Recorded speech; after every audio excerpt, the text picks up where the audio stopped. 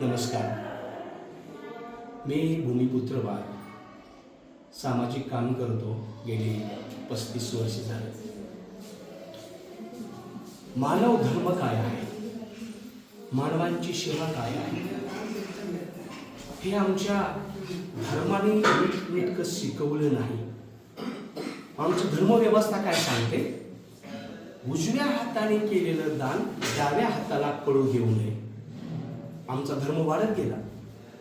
देवालयाचे गाभारे सोन्याने, हिरे, माणिक, मोत्याने गच्च भरले आहेत. एका बाजूला देव श्रीमंत झालेले आहेत, दुसऱ्या बाजूला दुबळ्यांना खायला अन्न नाही. ही विषमता जगभर आहे. भारत देश कसा सुटणार आहे? आम्हाला पाहायचंय. या सगळ्या प्रक्रियेमधून सुद्धा एक समाजसेविका दुसऱ्यांसाठी काय काम करते आपण पाहणार आहोत, मुलाखत घेणार आहोत आणि काय आहे धर्म ते शिकणार आहोत. पहिल्यांदा दानोत्सव समितीच्या वतीने जे जमा झालेले रग आहेत ते आम्ही प्रदान करू. त्यानंतर मुलाखतीकडे चालणार आहे.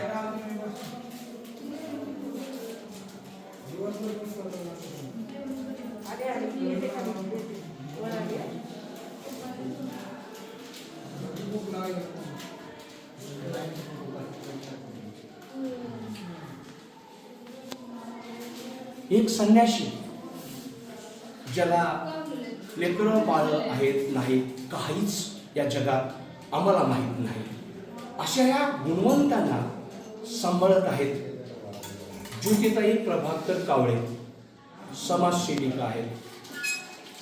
यांना कैक संस्थांनी, संघटनांनी पुरस्कृत केले, पुरस्कार देऊन सन्मानित केले.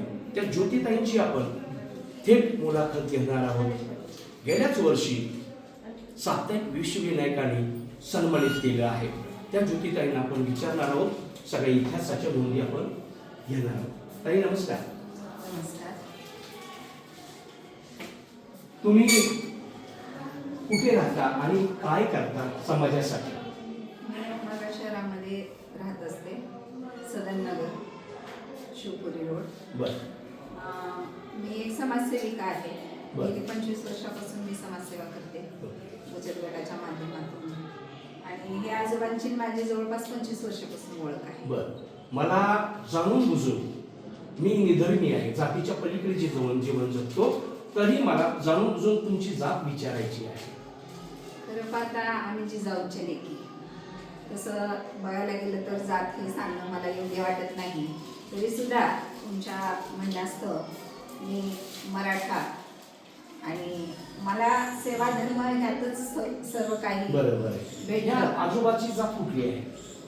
हे आजोबा जातीनं ब्राह्मण आहेत. ब्राह्मण आहे. हा, त्यांचे मुलं आहेत पण कुठं असतात, काय असतात काहीच माहिती नाही. आतापर्यंत त्यांचं कोणाचाच काही संबंध नाही. बरं.